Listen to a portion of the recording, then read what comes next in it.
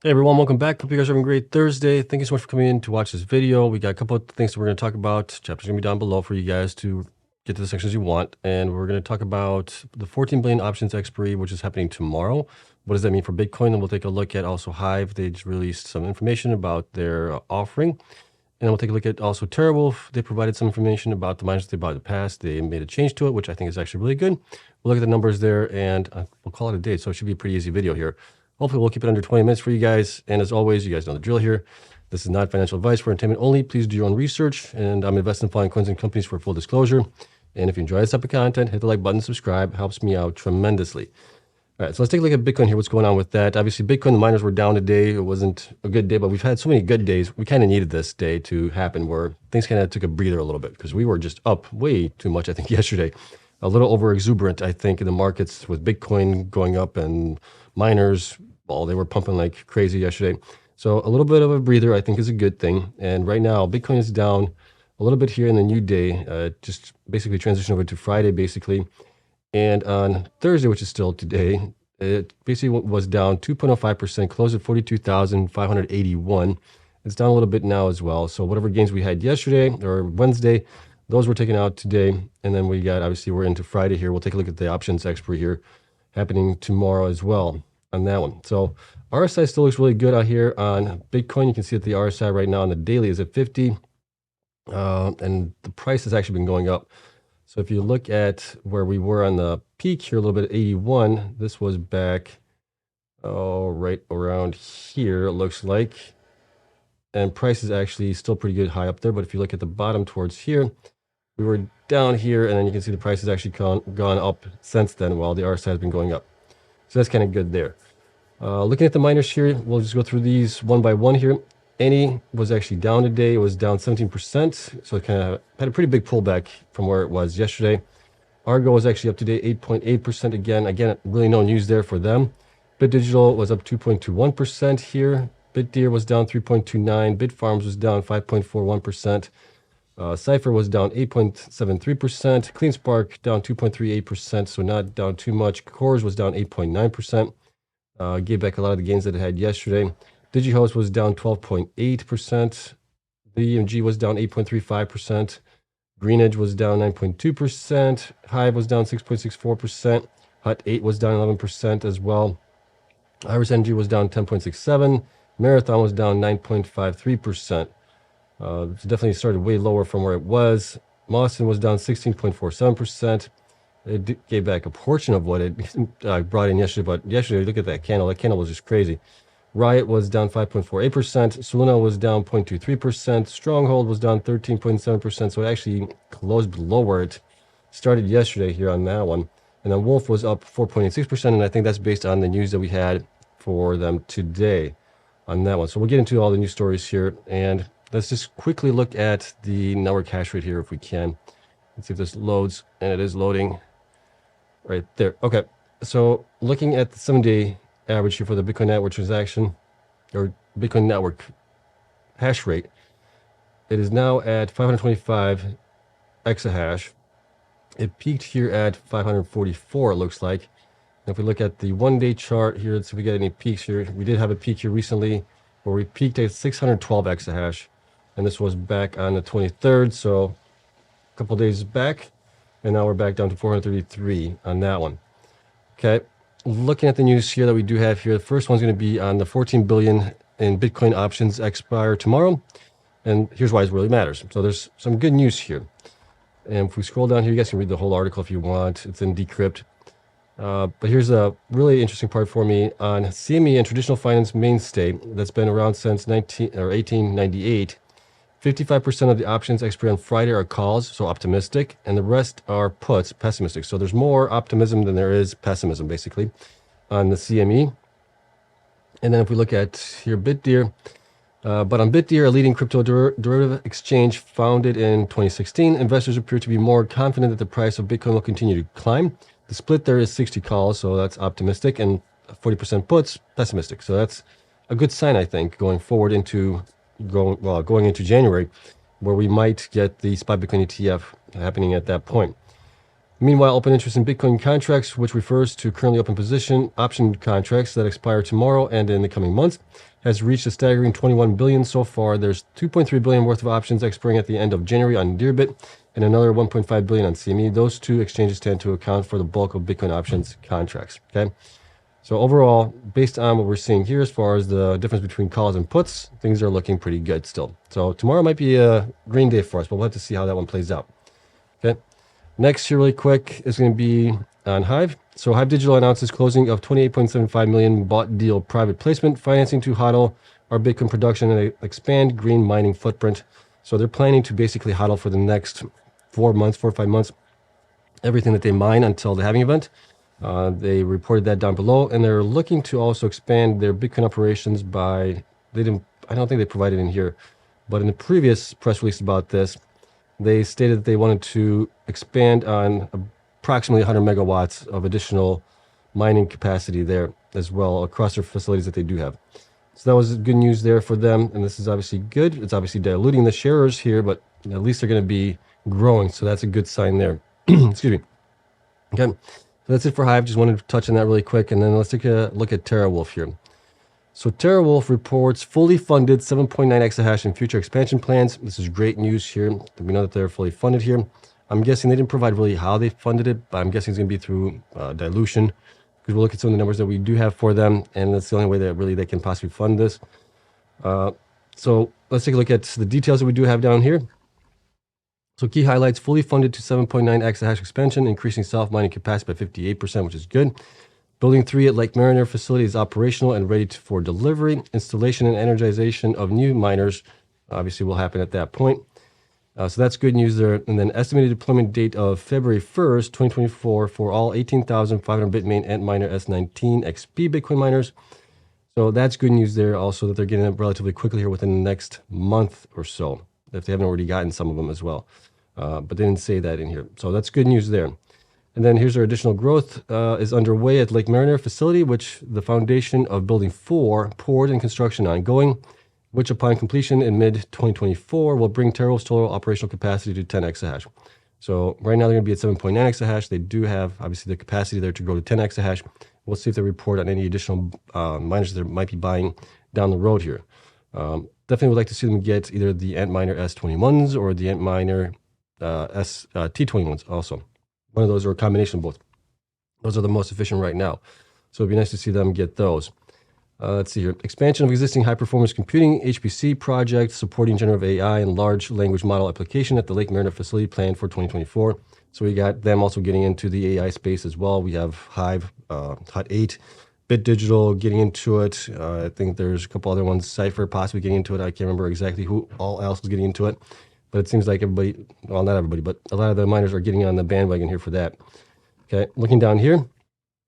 So while the company previously planned to convert prior deposits towards the S19 XP purchase order into 5,500 miners and host to own the remaining 13,000 miners for Bitmain until the fourth quarter of 2024, the company now plans to utilize its entire fleet for self-mining operations. This is actually really good news, because that back then, even when they reported it a couple months back, I thought that was just a messed up deal. I didn't think that was the right thing to do. I think if you're going to mine, you might as well mine for yourself, because we know that after the halving event, usually Bitcoin goes up in value. So why would you be hosting for somebody else until those miners are paid off when you could be doing it for yourself, right? You get that upside potential there. Going down here, opportunistic market conditions have caused us to reassess our original conservative strategy and opt for a more near-term growth strategy, stated Paul Prager, which it's a good thing that they realized this and have done this, because I've been saying for over a year now that the miners need to grow their own self-mining into the halving event. And they obviously realize that that's going to be beneficial for them. So that's good there. With building 3 completed and ahead of schedule and construction for building 4 already underway, now is the time to charge hard into upcoming halving and beyond, which I agree. So this is a great move by them. The good thing that they realized it, changed their strategy, and moving forward. So this is good. Okay. High performance compute update here. So this was, I thought, kind of interesting here as well. In an effort to expand its operational scope beyond Bitcoin mining since September 2023, Terawulf has been successfully operating a compact NVIDIA A100 GPU system at the Lake Mariner facility to support generative AI and large language model applications. So that's good there. there is a difference in the way you have to build out these basic infrastructure for or data centers for AI. We'll talk about that here shortly. Following on this success, Terawulf has initially committed a block of power at the Lake Mariner facility capable of deploying thousands of latest generation GPUs to support a larger HPC project expected to commence in 2024. So that's good there. The only thing is, if you guys are watching any of the videos here, I don't have it up right now, but if you go to the website, you look at their videos for the progress of the buildings, they really need to, well, they'll have to change it, but they're going to have to basically make it into a tier 3 data center where you have redundant power, redundant connectivity, redundant internet. You have also air conditioning in those systems, because now you're dealing with not only with GPUs, but you're also dealing with hard drives, RAM, all of those other things that are not really needed for Bitcoin mining. And it's just a different type of systems or operations that overall. So it is a little bit more costly than just building up some walls, putting up some fans, vents, and some filters, right? For normal Bitcoin mining, this is more, well, what's what I'm looking for here? It's more, not intriguing, but it's more complicated than just doing that, okay? So that'll be interesting to see how they do that going forward. Okay, so let's take a look at Terawulf here on the numbers that I do have for them. So currently they have 238 million shares outstanding. Stock price is at $3.02. Market cap is at 719 million, which is pretty good. The current hash rate is at 5 exahash. I think they might be up a little bit more than that, but we'll update that when we do get the production numbers for December for them. And their future hash rate right now is at 7.9, so that's what they're reporting here. And I actually had them a little bit higher than that. We'll take a look at that here in a second. Right now, also, we can see here that BTC production here has been coming up through June, and then it's been coming down, but the reason for that is their hash rate has been kind of stalled out a little bit in the last 6 months or so. Month-over-month difference, you can take a look at that. BTC per exahash efficiency has been pretty good as well. And then you can see here their hash rate as far as what they've been mining here over the last, well, you can see the last 6 months have been pretty flat here. 4.9 exahash for 3 months, and then 5 exahash for the last 3 months. Their BTC mine revenue has been increasing, which is good to see. November numbers were up much nicer, and that's basically because of the BTC fees that has contributed quite a bit here. And you can see how much they've been selling here. Hash rate difference month over month, there are increases or decreases. And then last 4 quarters revenue has been increasing also, which is nice to see. Their last 4 quarter operating up costs minus depreciation has been coming down, but we had a nice little bump here for some reason in Q3. And then when we look at cost to mine minus depreciation, they're up to 13.53, and we'll take a look at how I calculate that down below. Provide you a little explanation on that one. Bitcoin mined quarterly did come down in Q3 here, and that's mainly because they were flat on production or hash rate. So if you're not growing, you're going to be going down because the network hash rate continues to go up on that one. Next, debt to equity, lower is better here. So I like to see them below 1, if at all possible. Current ratio, higher is better. Like to see them above 1 if possible, right? They're way down there. They're at 1.1197. That's pretty bad. And the reason for that is, if you look at total current assets right now, they have about 13 million in assets as of Q3. Hopefully that number has improved a little bit. We'll see once we get the results for Q4. And then our total current liabilities has been going up here ever since Q1. They were at 56 million here, 81 million, then 108 million. And it looks like they're taking some of their long-term debt and putting it into the current debt pile. So that's obviously a concern for investors as well here. So if we look at some of the raw data here that we do have for them, the numbers that we have here as far as the miners, based on, if I include all the miners that they do have here, I would have them at approximately, you can see it here, 8.3 exahash, right? They're saying that they're going to get to 7.9. Based on that information, I think these miners here, which are less efficient, they're older, they're at 3,400 watts a piece. Those might be getting rid of to make room for some of the other miners as well, some of the newer, newer miners, basically, right? And then if we just don't include those, we have them at 7.9, which is kind of what they're saying that they're going to be here at. And also they're going to be at about 24.72 based on my numbers. But my numbers might be wrong because we're also including here the numbers that they provide as far as wattage when they bought the machines, okay? Those might have come in a little bit higher wattage, and then that would get them to about the 25 like they're saying. So we're pretty close on that, and I'm pretty happy with that as it is. So going forward, I think in December, I'll probably take out these miners here, substitute them with these 560, or well, depending on what their hash rate is at the end of December. We'll get those installed there as well, get them updated, and have the right numbers going forward for them, okay?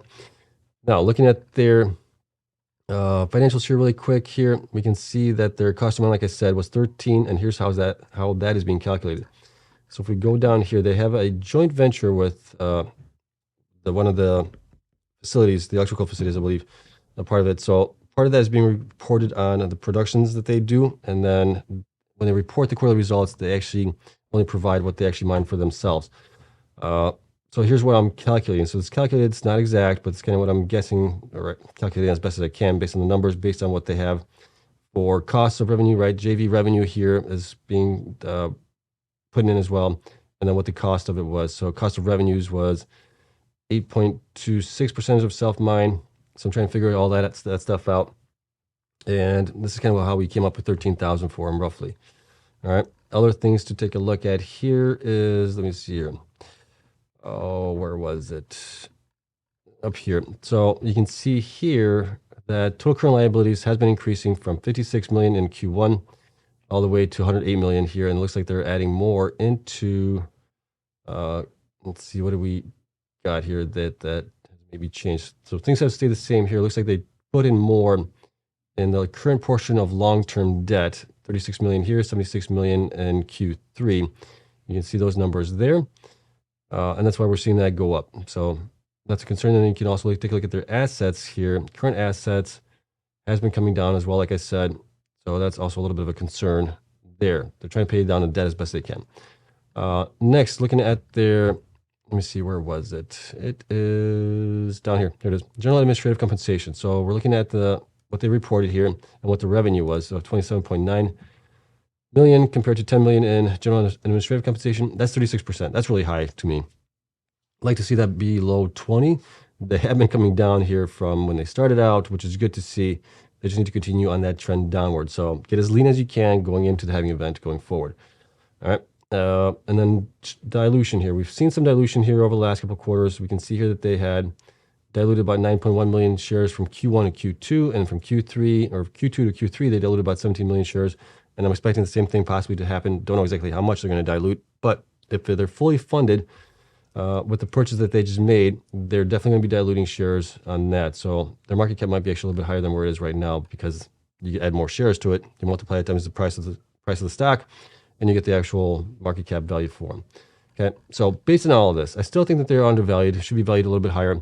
I have them currently, based on the last 3 quarters and the current quarter, that's estimated for them at $4.06 on the lower end to $6.10 on the higher end.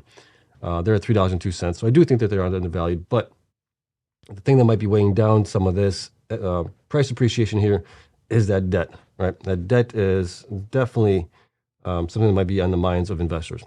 So if they can get rid of that debt, whether it's through dilution, which might not be a bad thing, 108 million in debt, they would have to dilute at the current price, what, about 33 million shares roughly, right? That might be the way to fix it, or at least dilute part of it, only 15 million shares, and pay off the debt. But definitely want to see that improve here going into Q4 for them. But we'll see on that one, okay?